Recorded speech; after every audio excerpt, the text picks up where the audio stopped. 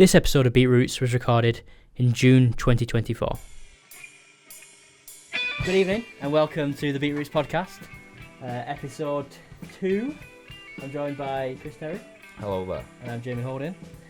We are joined by Jace Campbell. Howdy. He's a singer-songwriter hailing from the great city of Salford. Released his debut single in January 2021. He's been playing festivals, gigs, bars all around the northwest. He released his EP Ballad of a Dirty AOL in January 2024. Welcome to the show, Jess. Thank you very much. So, where did it all start with you, musically? Started, I was about 12, no, when I was about 8. I'd been in care, so I got fostered by my sister's auntie and uncle, and when we moved in, like the first day, he had 2 guitars either side of the TV, a Les Paul. It was a Westfield Les Paul. Do you remember them? They don't make them anymore. Yeah. And a Westfield acoustic, and I just remember, obsessing over it because it's the first time you see one, and it's like, mesmerising, wow, isn't it? Yeah, just want to learn it. I just want to play it, and you can't. And then he's showing us downstairs, like round the house and that. We go upstairs. There's another one. There's just a stag, a little free, what they call free quarter, yeah. And he went, "You can have that one." I was like, buzzing. And then he tried teaching me, and as an 8-year-old kid, not fully formed, just started crying like, "Oh, my fingers hurt." So I just jacked it in, and then really I got into football before that. I got in, just kid stuff, hanging around the streets, playing football. Causing trouble. Knock a door running. And then I just thought I'd give it another go, and I did. And then... When was that? When did you pick it back up? About 12, I'd say. Yeah. And he gave me an Oasis chord book from like 1990. The big thick one, the grey one. It's not the grey one. It's a red one, but it's got all. It's from Definitely Maybe to Standing on the Shoulder of Giants. It's got every song, including B-sides and demos, in that book. And I was just learning from that really, and taking chords out of it, ripping songs off. That's what all the greats do. Yeah, trying to learn my craft, and then I'd say within 8 months, I did my first gig. Really? And I played Lost. Wow. My debut single. Yeah. I wrote that when I was 13. What song did you take the chords from? Or was that purely original? Was that? It was original. It was original, but I will say this, in the chorus, it's pouring down with rain. Some might say, standing at the station in the rain. So I just took that, and then the song is there. Nice. But the main story of it was because the Manchester bombing happened around that time. Yeah. But that makes you feel old.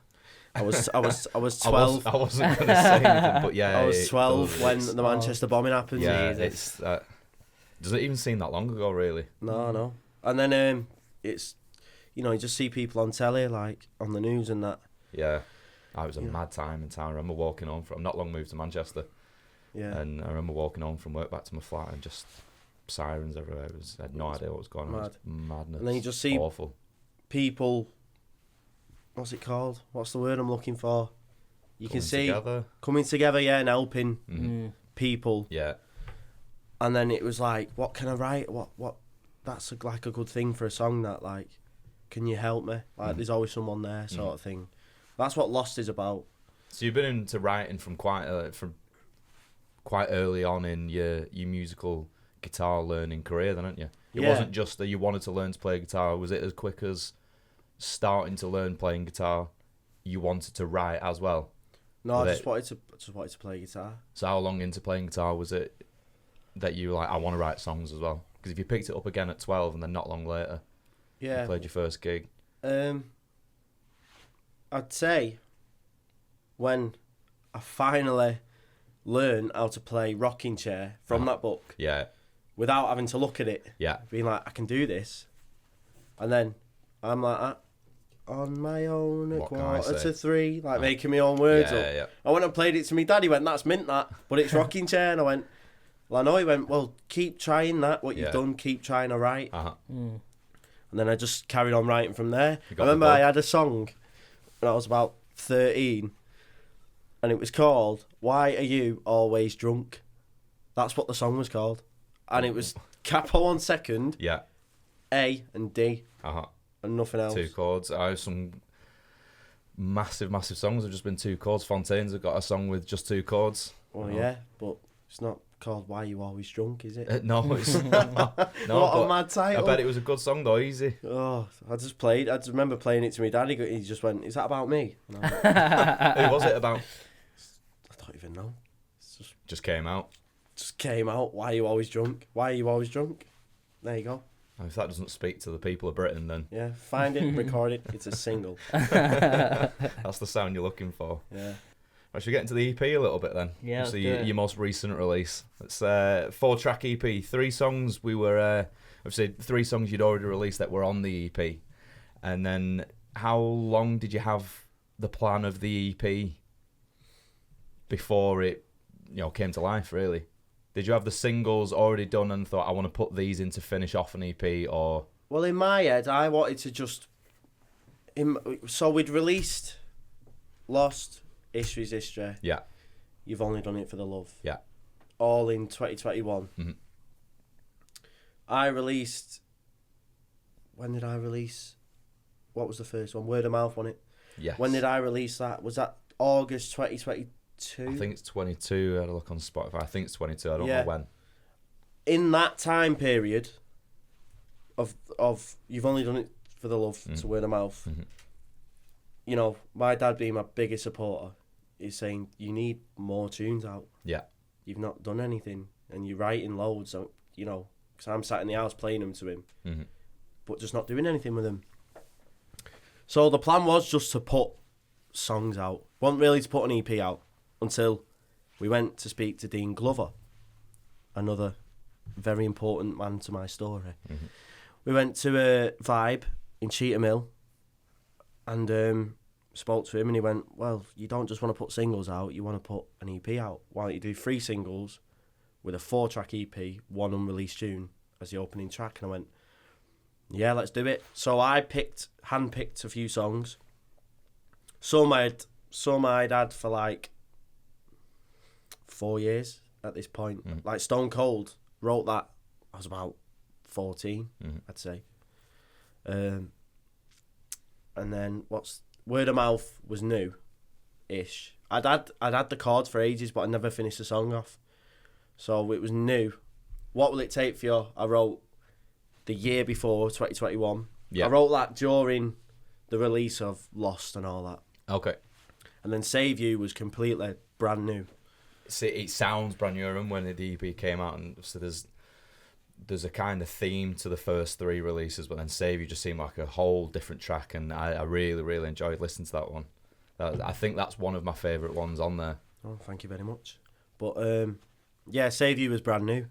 I wrote that year, because Georgia, it's about Georgia, the song, and she was travelling in Thailand at the time, so it was probably back end of 22, I'd say. The Ballad of the Dirty Earwell in itself is a story. So I wrote these songs about completely different things. So Save You's about Georgia. Yeah. What Will It Take for You is about relationships in general and my experiences with them. Stone Cold is just about having fun. I don't know. Word of Mouth's the same. But then I realised these can be a story. So Stone Cold, he's the character. He's speaking about he's seen someone who he's in love with. And then Word of Mouth, obviously the lyrics, take me out to sea, show me the way, all that stuff. That's probably him with her saying, show me your world. What Will It Take for You is the fuck up, where it goes wrong.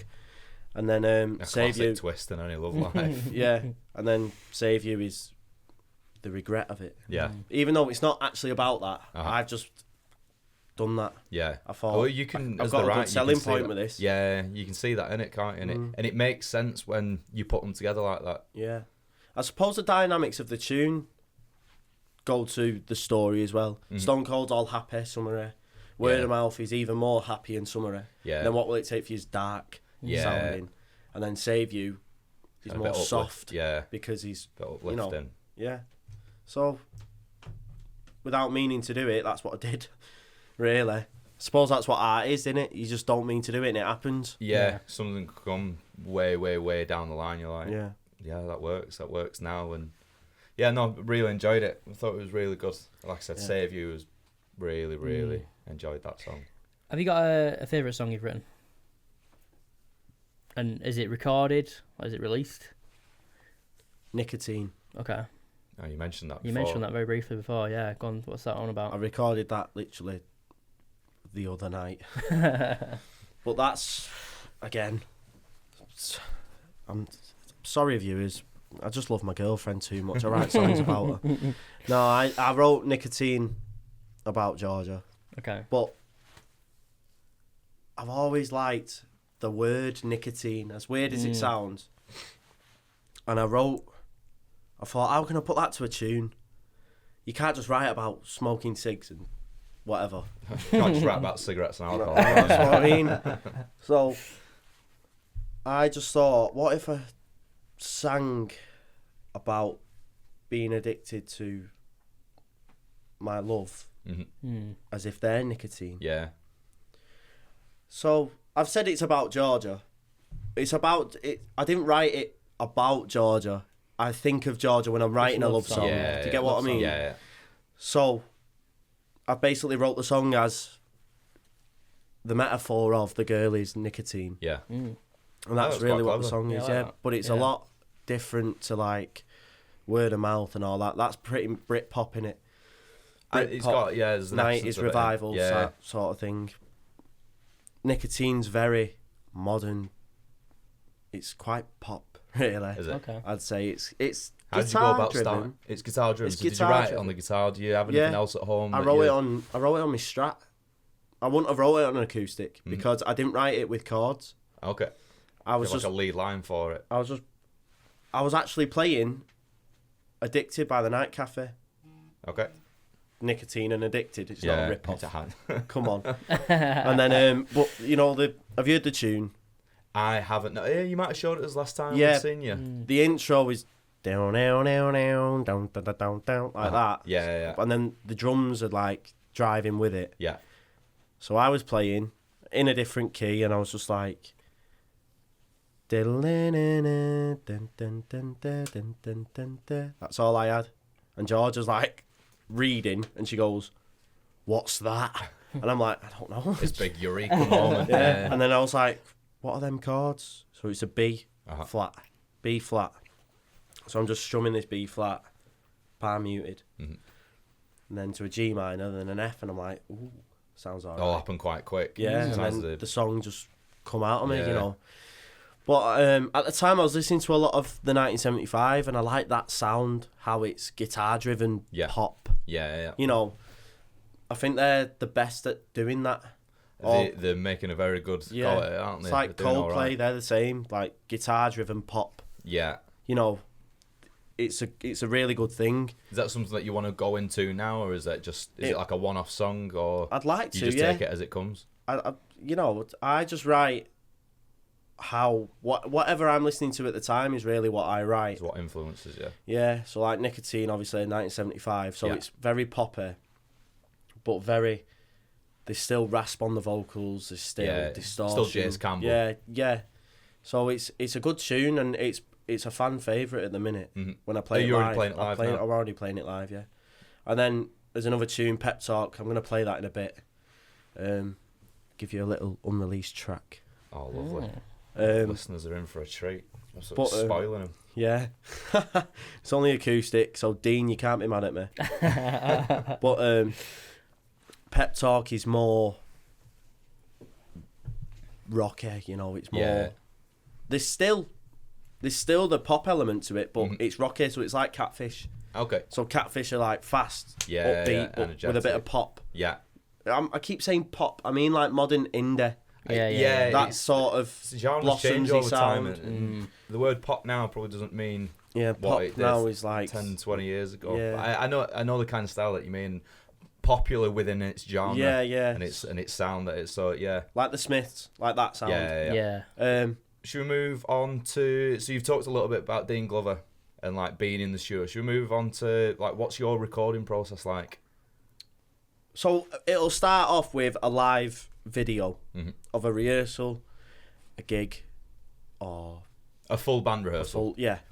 Full band. I'll send him an acoustic thing when I will literally just write a song and I'll send it him. Yeah. Within 3 seconds of finishing the last letter. Yeah. I'll go, there you go, Dean. I've just wrote that. Yeah. And then he'll go, get a band rehearsal of it then. Get a video, send it me. So I'll do that, take it to the band. I'll write probably some bass lines. I'll write some lead parts. I'll have an idea for drums. And then I'll take it to him. We do it, film it, send it, Dean. And then Dean will take Ben's drums out of that video and he will program them. Okay. So we come in and record to that guided program drums. Yeah. So with Pep Talk, we, acoustic guide just to add on to it straight away, then vocals, then the layers. Yeah. Nicotine, all the guitars first. Okay. I said, and it took a good hour to put them all on. How many was there? There's probably about 5 tracks of guitars on it. Okay. Like same guitar, or you've got acoustic on there? Have you got a couple got an acoustic guitars? on there, yeah, but most of it's my Strat. Yeah. With just different tones. Yeah, so you've obviously got the par muted chords, and then you've got the dun, dun, dun, the rhythm of it, and then you've got like all the bits that go on top. Yeah. That colour it in a little bit. But I remember it taking a good hour to do that.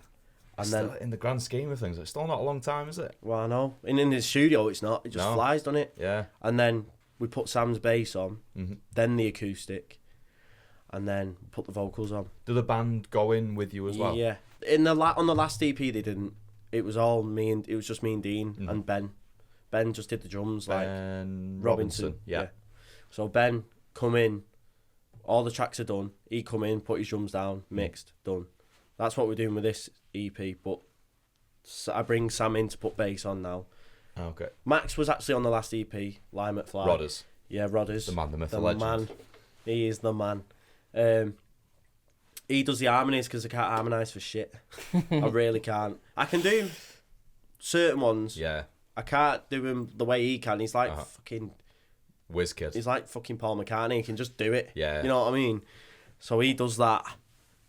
And then yeah, that's pretty much it, really. So what's the current lineup for the band? Me, songwriter, singer, lead guitarist, social media guy. That's Georgia.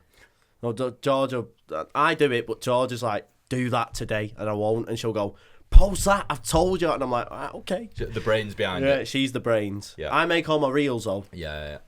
And then Sam, bassist, doesn't sing. He's just the string slapper. And then you got Rodders, the man, the myth, the legend. Yeah. Drinking partner, he is.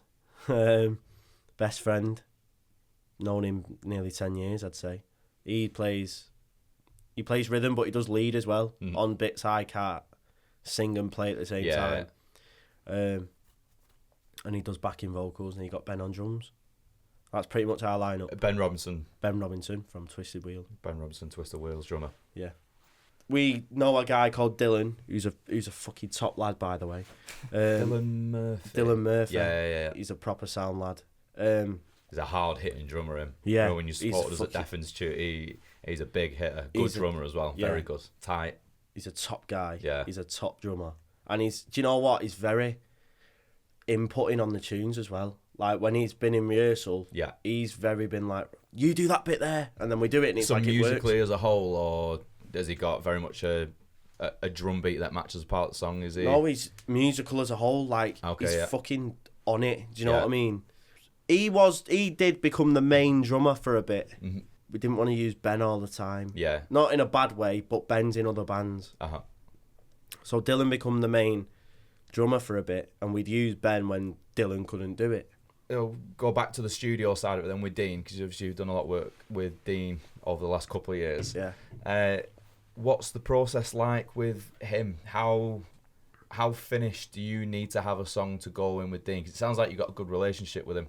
Does he have a lot of input on the songs as well? Yeah, he has. He don't write them with me or anything. I write all the songs. Yeah. But he's like... Does he know how to get the best out of you when you're in the studio? So you've got the idea and he can help really squeeze it out of you. He definitely does, yeah. I'll be like, can we try this on it? And then he'll put it on and we'll look at each other and be like, And then he'll go, wait. Yeah. And then it'll sound fucking ace. Yeah. And then it's like, yeah, that worked. Or, can we try this on it? That's fucking shit, that Jace. We're not having that on it. Okay. Right, okay then.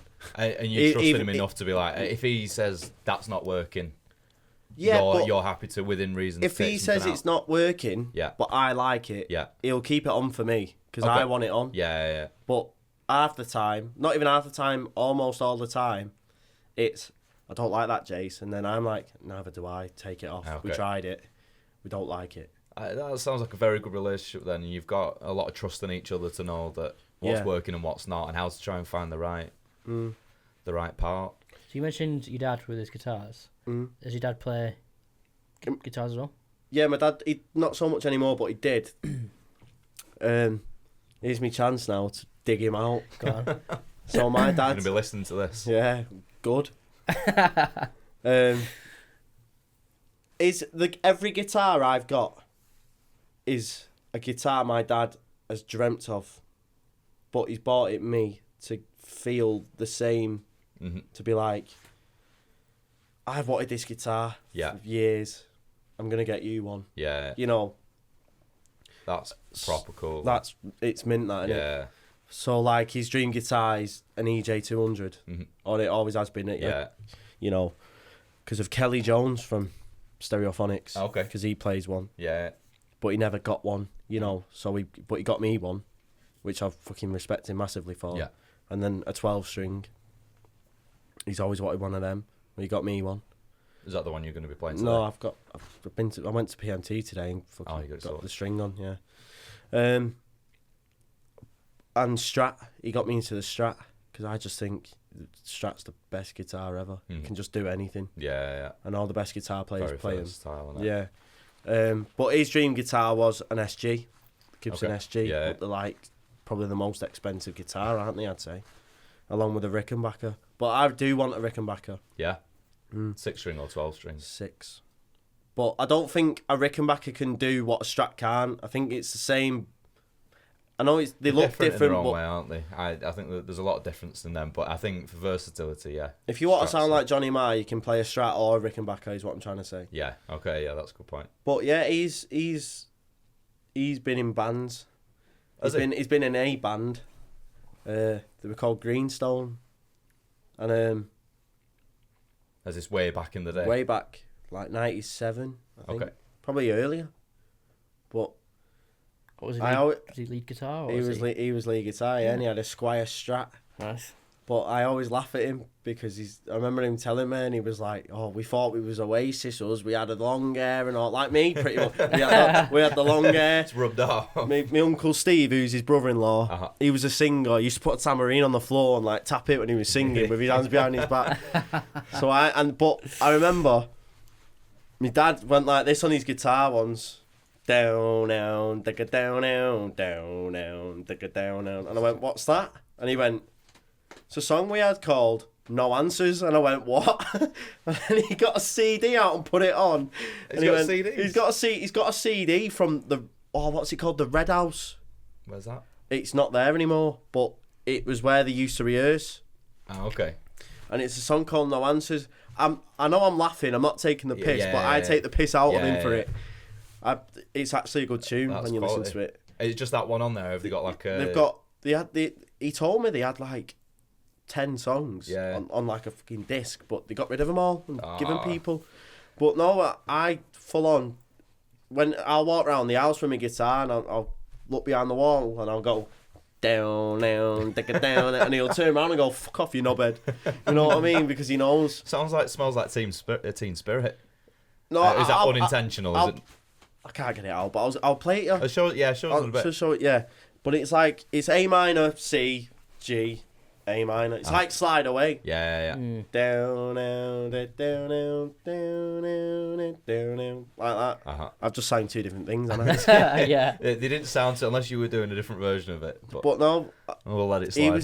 He was in bands and stuff. Probably better for copyright purposes, actually. Yeah, but he was in bands and stuff, and he had a Marshall. He had fucking loads of pedals. Yeah. So he knows. My dad knows what he's talking about. Yeah, it's a good person to have around that as well, especially when you're getting into it at such a young age. Yeah, for someone who's pushing you so much as well. Yeah, because you can meet. I've met people who play guitar, but they know nothing about it. Mm-hmm. Like Max knows guitars, but he's not into pedals and sounds and shit. Yeah, he's just into playing it. Yeah. Whereas my dad is like, he knows what he's talking about. Yeah. He's like, get a Crybaby Wah when I was like 12, and I'm like, what's one of them? You know what I mean? He knows what he's on about. And I didn't even know you could get pedals until he told me. Mm-hmm. When I was like 12, he went, you know, you can get pedals, you'll switch that, and you'll go down, and I was like, no way. So he knows what he's... your little mind. Yeah, he knows what he's talking about. For someone who's not in the industry, he knows a lot. Do you know what I mean? Yeah. So it's good to have that growing up. Yeah. For someone who wants to do what my dad did. Help and guide you, yeah. Mm. Well, let's just touch on how you write a song before we move on to anything too crazy. What instigates you writing a song? Where does it come from? It can come from anything. I could watch a film, get an idea, and write a song. Hear a line from it, or hear a sound from it. Hear a line, hear a sound. Hear a song in the film that will obsess me, and I'll listen to the song, and then I'll try to rip it off, but I won't rip it off. I'll make my own version of it. You know, or I could be reading something. Anything can get me to write a song. Can the music and the lyrics come separately for one song, or if when you start writing musically or lyrically, does the other one come very quickly after it? Yeah, well, sometimes I could write a full page of lyrics and then just put music to it. Sometimes I could write music and put words to it. Yeah. So it depends, really. Sometimes I could get a chorus and then I'll have to add to it around it. So I'll get a chorus, but then around it I've got to put an intro and a verse. Do you create a scenario? So, because a lot of the songs you write about personal experience, is that the same for most, if not all, your songs? Or do you sometimes create a story within a song and write about that? Yeah, sometimes I'll create a story in a song. Like, not all my songs will be about my... Yeah. If a song's about my personal experience, I won't be black and white and be like, I've done this today. You know, I'll hide it and be like, a guy did this today. You know, I'll hide it. Or sometimes... A lot of it, what will it take for you is up front. That's me. Yeah. That's me front and centre. Whereas Save You, well, that's me, innit?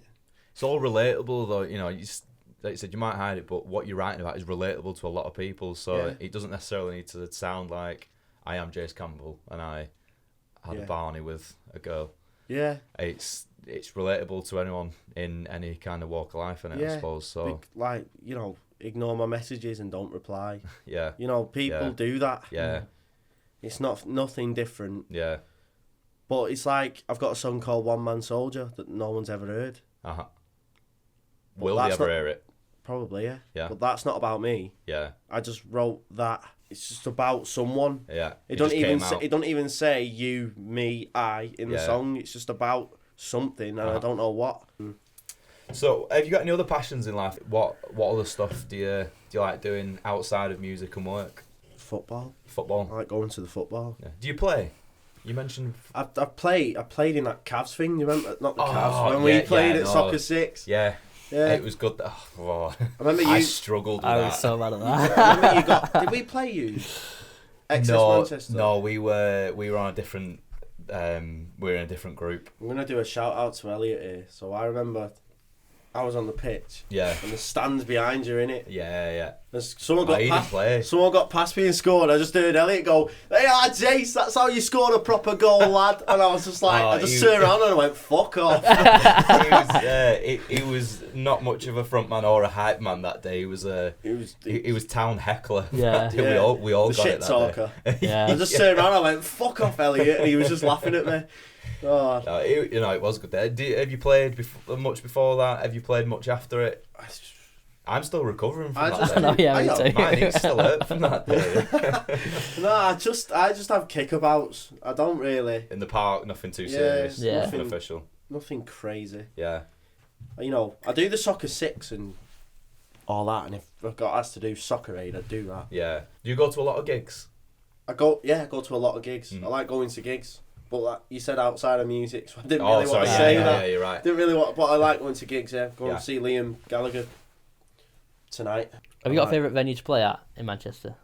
Baskie's good to play at. It's Stockport, but it is very good though. It's fucking great. Smart, we went a few weeks ago to see Cade and Nolan. I did it. Like I was one of the first ones to do it when it opened.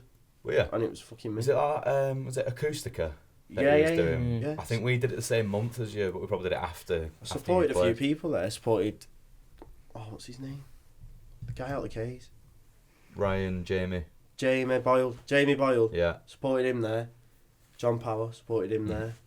Deaf Institute was good to play at. Deaf Institute was very Deaf good. Institute was dead good.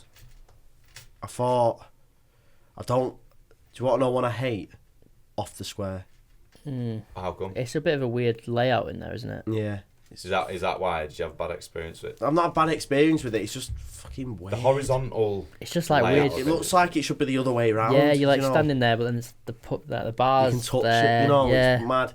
Lions Den, probably I'd say that's probably my favourite one I played at upstairs.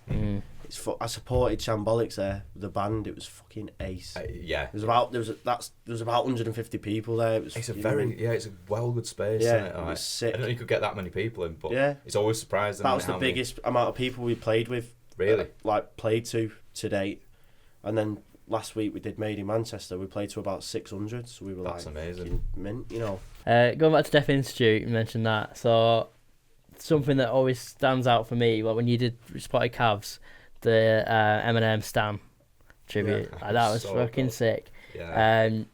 What influenced you to choose that one? I did the loop pedal one when I didn't have a band.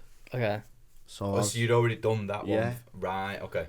So I was at this moment. It was just me and my axe, and I thought, my dad's big on do things different to everyone, but I can rap. I started off rapping when I was like, I don't know why I'm being dead serious, but yeah, I started off rapping. Just before I started the guitar, I was rapping, thinking I can rap. Because I was into... Have you seen that show, 4 O'Clock Club, on CBBC? No. If the viewers will know this. But it was like this show where they were rapping and that on it, and they go to school and they rap. But that's what I thought I was. So I developed that then. I've always been into Eminem. I think he's a genius. I think he's... Because I'll listen to anything, me. Yeah. I know my main thing's indie and guitar music, but I can go from Fleetwood Mac to Eminem like that at 3 in the morning when I've got my earphones in. Fucking ADHD gone mad. But no, Eminem, I just did it. I just thought, I'll give it a go. Why not? So I tried it, and I was like, that sounds sick. So I did that, but then when I got the band going, Ben said, why don't we do that?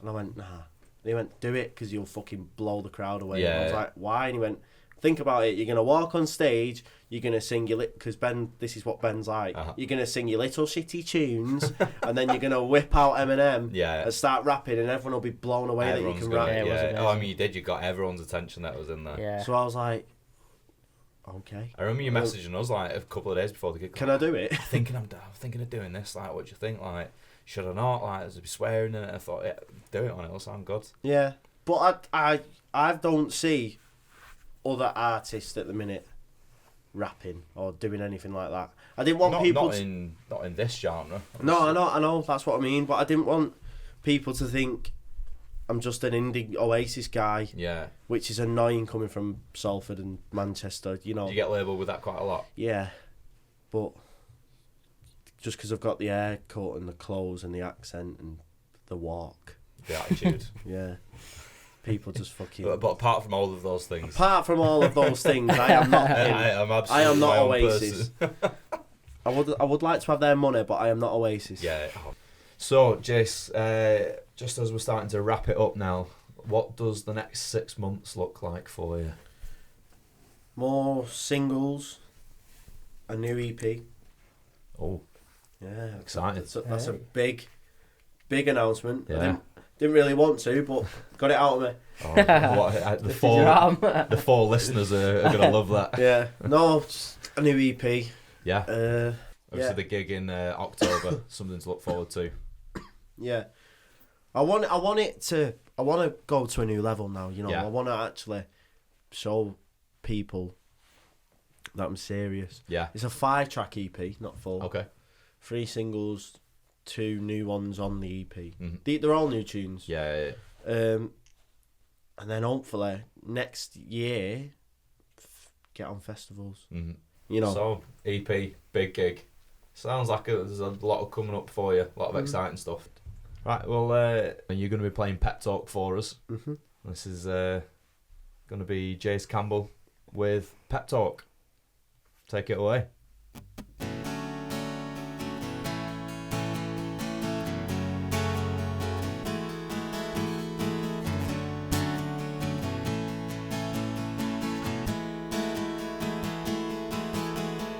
A pep talk in the morning, arguments in the evening, needs to be all and end all of your kin.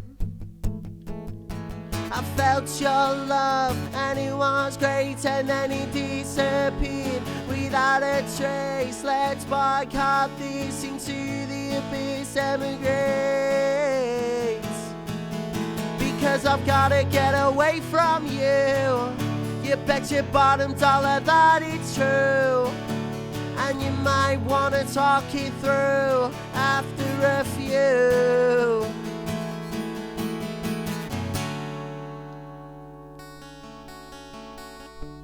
Take a hold of my soul, lock the key and take control. It's what you want.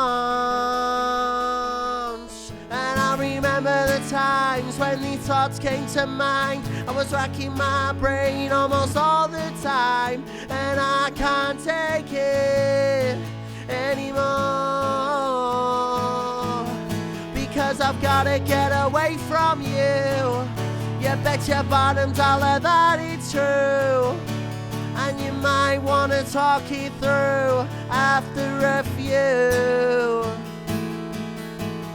A pep talk in the morning, argument in the evening, and I can't take it anymore.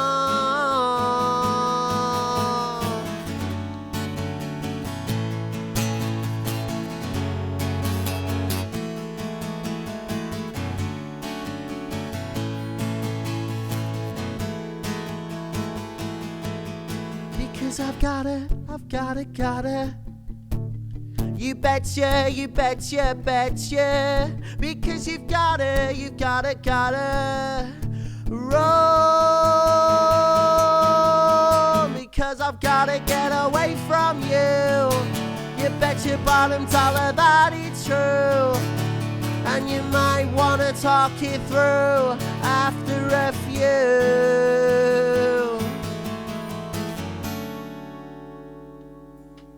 So, thank you very much for that, Jace. It was great insight into what's going on in your life, and love the song. It's great having you down. This has been the end of episode 2. Jace Campbell, thank you very much for coming. Thanks for having me on, lads. Even though in my hungover state, I got through it. Air of the dog. You pulled through. And wish you the best of luck for the future. Thank you very much. And hope to have you back someday. Catch up. Right, take care, Jace. Thanks. Cheers. See you in a bit, boys.